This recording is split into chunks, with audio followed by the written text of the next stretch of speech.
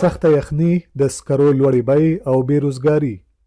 د غور ولایت ځینې اوسېدونکي زړه خوري چې له یوې خوا د ژمي په یخنۍ کې بېروزګارۍ سره مخ دي او بل خوا د ډبرو سکرو بیه دومره لوړه شوې چې دوی د اخیستلو وس نه لري.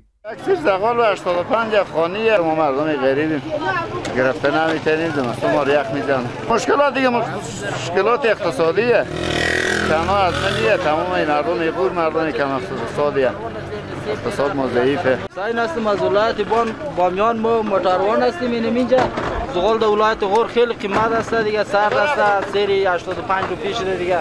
مو تال سر دفعه است که مور میایم دیگه. زغال بسیار قیمت است دیگه، ولایت غور کاروبار هم نیست. یخنۍ، قیمتۍ او بېروزګارۍ ځپلي دا خلک د طالبانو له حکومته غواړي چې د ډبرو سکرو بیې ټیټې کړي. ما از امارات خواهشمند هستیم که همین زغال ارزان‌تر کنه. مردم غریب از کسی که توانایی خریدن ندارن، کار و بار نیست، مردم بیکار هستن، فقر گشنگی قرار دارن. درباره زغال خود چیزی افغانستان است، از خارج نمیآید. باید کمی مناسب‌تر ارزان‌تر فروخته شود که هر کس خارج غیر بتونه بخره و استفاده کنه، برای اولاد خود آتش کنه، خانه گرم باشه. دیگه چیز خانه کار و بار نیست، زمستان هم بیکاری و فقر گشنگی قرار داره مردم.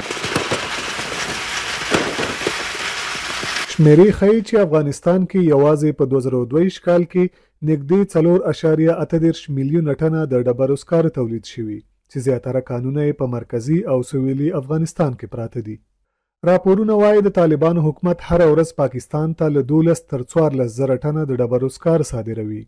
که څه هم په دې ورځو کې د مالیاتو د زیاتېدو له امله پاکستان ته د ډبرو سکرو صادرات تر یو حده کم شوي، خو هغه هیواد ته د سکرو پریمانه صادرات د افغانستان په بازار کې د سون توکو د بیو ګرانېدو لامل ګڼل کیږي.